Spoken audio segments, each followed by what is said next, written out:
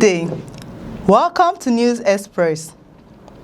Now in Abuja, Nigeria's political engine room has once again produced a headline that is as striking as it is consequential. APC, the ruling party, has released its timetable and schedule of activities for the 2027 general elections.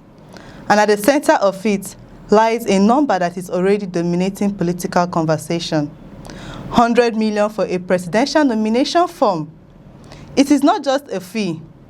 In Nigeria's evolving democratic marketplace, it is a signal of cost, competition, and of the increasing financial threshold for political ambition at the highest level. According to the party's official schedule, signed by National Organizing Secretary Suleiman Agungu and announced by National Publicity Secretary Felix Moka, the presidential aspirants will pay 30 million as an expression of interest and a further 70 million as nomination fee. That brings the total to 100 million, an entry price into one of Africa's most influential political offices. Governorship aspirants are not far behind, facing a combined 50 million obligation, while legislative are also staring at multi-million naira commitments. The House of Representatives ticket is pegged at 10 million, the Senate at 20 million, the State Assembly seats at 6 million. But beyond the figures lies a deeper political narrative. What APC has effectively done is formalize the cost of ambition.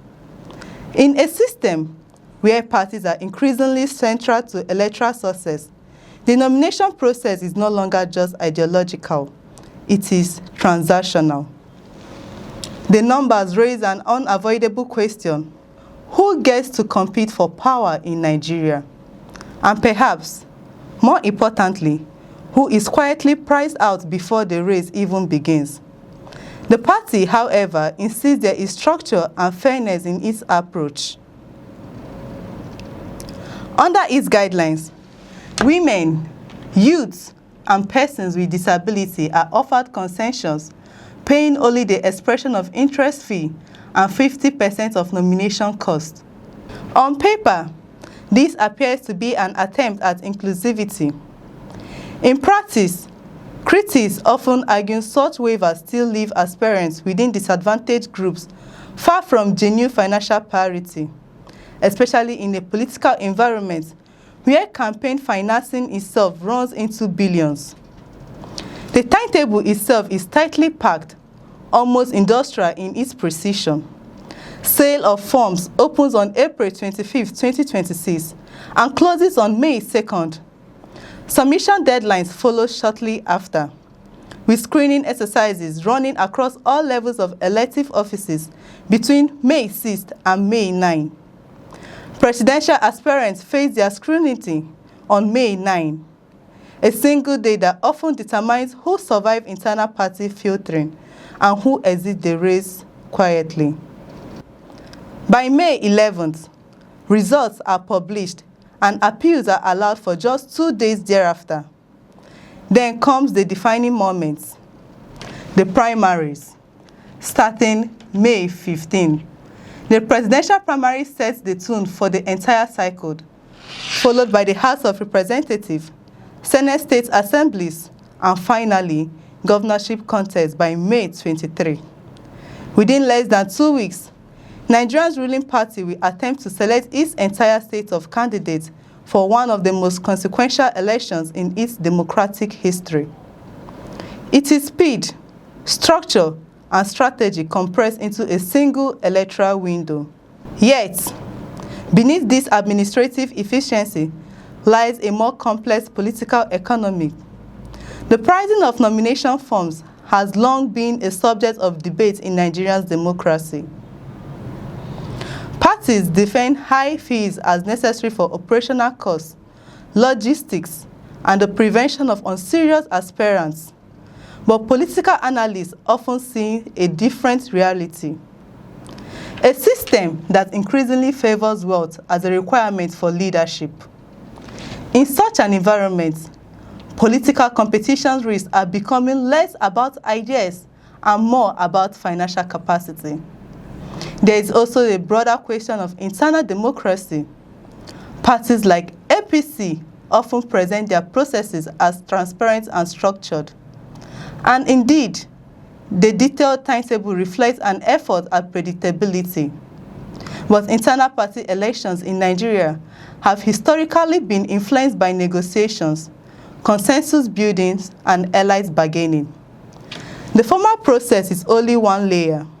The informal power structures often determine the final outcome. The screening committees, appeals processes, and primaries themselves become arenas where influence, loyalty, and financial strength intersect. At the same time, the APC is operating within a national legal and institutional framework.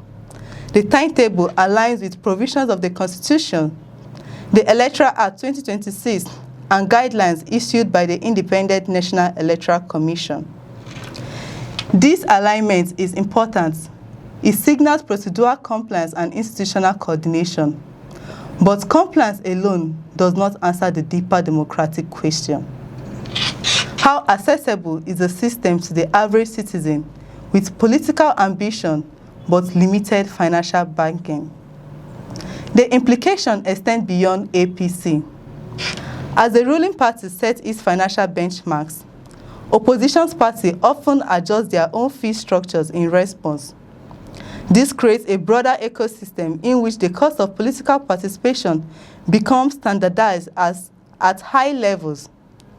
Over time, this can reshape the character of political recruitment itself, narrowing the field of aspirants and potentially reinforcing allied dominance in elective offices.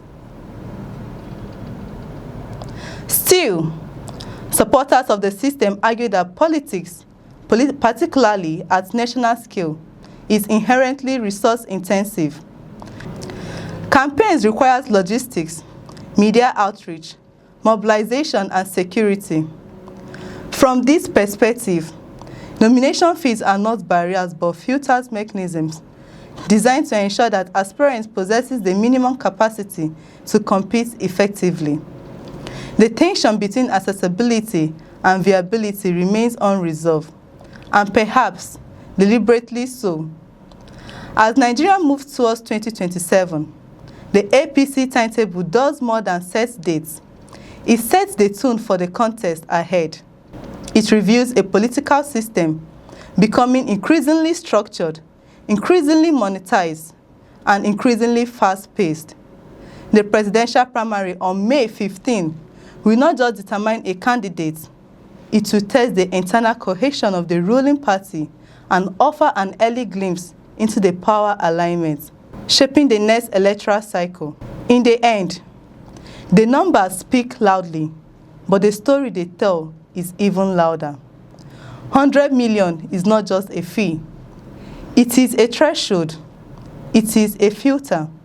And perhaps, most importantly, it is a reflection of how democracy is being priced, packaged, and contested in contemporary Nigeria. That's all for now on News Express. Keep the conversation going. Like, share, subscribe, and let your voice be heard in the comment section. I'm Chidera Esom. Thanks for watching. Do have a beautiful day.